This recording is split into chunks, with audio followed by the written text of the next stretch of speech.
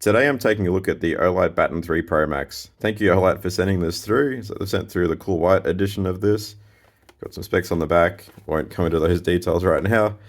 So here's the Baton 3 Pro Max. It's a small 21700 torch. It's got a proprietary battery. Nice lubricated threads there. Got some quite aggressive knurling, which is good for gripping. I actually prefer to carry my torches without a pocket clip, but this is quite a strong pocket clip. So yeah, clips on quite securely. Got the electronic side switch, and you notice that's breathing on and off. If you wave this around, it will show you the battery status. That's a nice addition over, for example, the Warrior Mini 2. So I've got TR optic here to produce a nice floody beam. Got the charging port at the back. I've taken the included pouch and put the magnetic charging cable in there, just to keep track of all the accessories. And it also includes this L-shape adapter. So I haven't used this myself. I don't really intend to use it. I've got enough metal surfaces, but if you're lacking metal surfaces, you could put this on a wall or something and just, hang it up and off you go. Cool. So this is the Baton 3 Pro Max. I'll go through and show you what I've done for the past couple of weeks. I'll show you some beam shots, runtime tests, and check out the performance of the LED.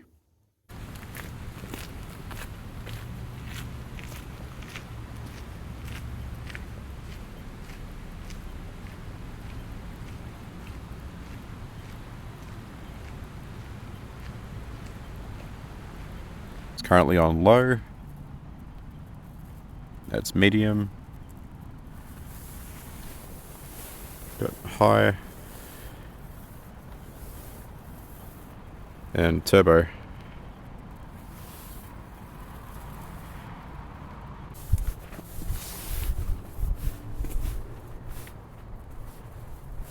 I measured a beam distance of 11 meters for low, 28 meters for medium,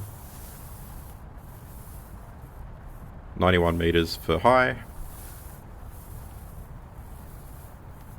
and 161 meters for turbo. So they're very similar to the official specs.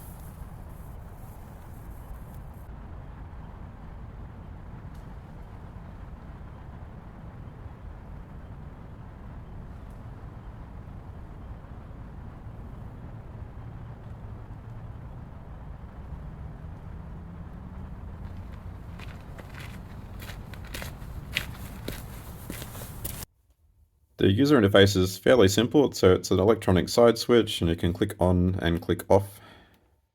So when you click on, it's got mode memory, it memorizes low, medium, or high. You can hold to go between low, medium, high.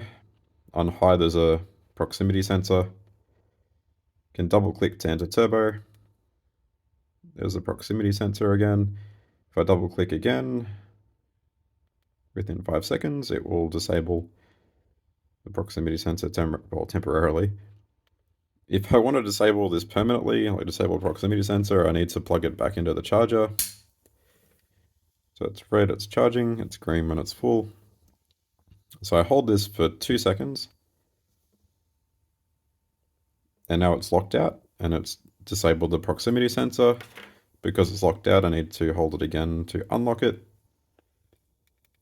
And now it's disabled, so it's permanently disabled the proximity sensor. If you want to turn that back on, reconnect it to a charger, hold it for 2 seconds, it's locked out, unlock again, and now we've got the proximity sensor. So that might be useful if you want to disable the proximity sensor for some reason and not use it. It is a feature that's there for like safety reasons and ideally not so you don't burn your pocket. Strobe warning. So to access strobe, you click 3 times. To access moonlight, you simply press and hold. And that's the moonlight mode. Here's a quick side-by-side comparison between the Olight Warrior Mini 2 in copper and the Olight Baton 3 Pro Max. So they're both very similar in length. The Baton 3 Pro Max is a little bit shorter. We've got a strike bezel here. The buttons are a little bit different in size, so they both sit a little bit higher, they're raised. This one's squishier on the Baton 3, and this one's less squishy and a bit shinier from continued use. They both have TIR optics. You can obviously see the proximity sensor here, and this one also has a proximity sensor, but it's hidden away a bit better. So I really like how that's discrete and hidden away. Got the tail switch here and just the regular magnetic charging port there with no tail switch. They're pretty similar in diameter, but this one manages to fit a 21700 cell with 5000 milliamp hour capacity. So you get a better capacity out of the Baton 3 Pro Max, and this one has an 18650 with 3500 milliamp hours. This is the Warrior Mini 2 on low, medium, high, and turbo. So it's got a tight hotspot, you can see down the back there. This is the Baton 3 Pro Max on low, medium, high, turbo.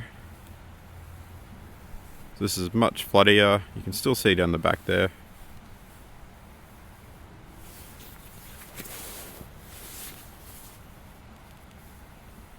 That's the Warrior Mini 2 over the top.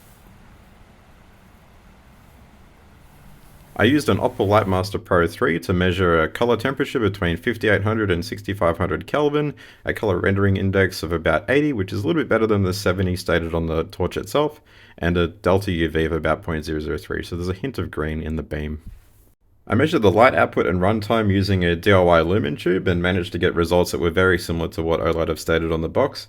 It's great to see that Olight's included the step down time and estimate, so you can see it starts around 2500 and drops down to about 800. So other similar lights with 21700 cells can do about 1000 lumens for 2 hours, and Olight have obviously chosen to increase the runtime a bit by dropping that to just below 800 lumens. So it's a bit of a trade-off there in the sustained output, but it's a better runtime overall. To demonstrate low voltage protection and see how the low voltage warning works, I've connected the head of the Baton 3 Pro Max up to this bench power supply. It's currently set to 4.2 volts, and I'm going to turn the voltage down. So we'll see what happens. It's currently green. It switched to orange.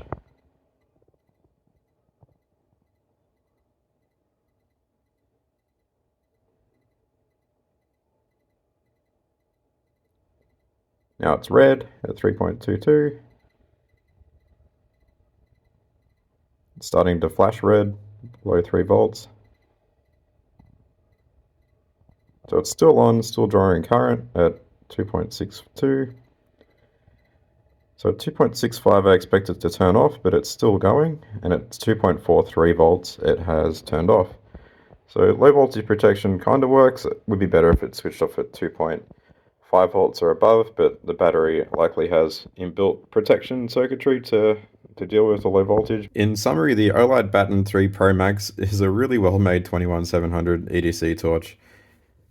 It's got quite aggressive and grippy knurling. It's not really sharp at all. It's just very grippy. If you want something slender and smooth, this is probably not for you, but it's got more of a tactical feel to it. The user interface with this electronic side switch is quite easy. Just turn on, turn off by clicking, and you can just switch modes by holding. That's really nice and simple. The magnetic charging at the end here is quite handy. You can just pop this on the charger whenever you need to charge it up. You can try to figure that out every time you pick it up. If you shake the torch, you'll see the battery status indicator going from green to orange and red, which can be quite handy. I do find it a little bit annoying. I'd prefer to be able to disable that battery status indicator because I don't need to know the battery status every single time I pull the torch out. And it's quite a big pocket clip. That's massive. I'd prefer to take that off and just use the torch on its own like this. Prefer to feel the whole torch too, instead of be holding half the pocket clip and half the torch. Looked up online and there's a Reddit comment suggesting that this is probably a Cree XHP 50.3 emitter. I looked up the data sheet for the XHP 50.3 high density emitters, and my test results were very similar to some of those LED options in the data sheet. So I suspect that is a XHP 50.3. So it's, yeah, a very nice floody beam for lighting up the trail when walking around at nighttime. Thank you, Olight, for sending through the Baton 3 Pro Max for review. Olight's currently having a sale. If you check out the link below in the description, you'll find it on sale. And if you'd like to see more videos like this in the future, please subscribe. Thank you.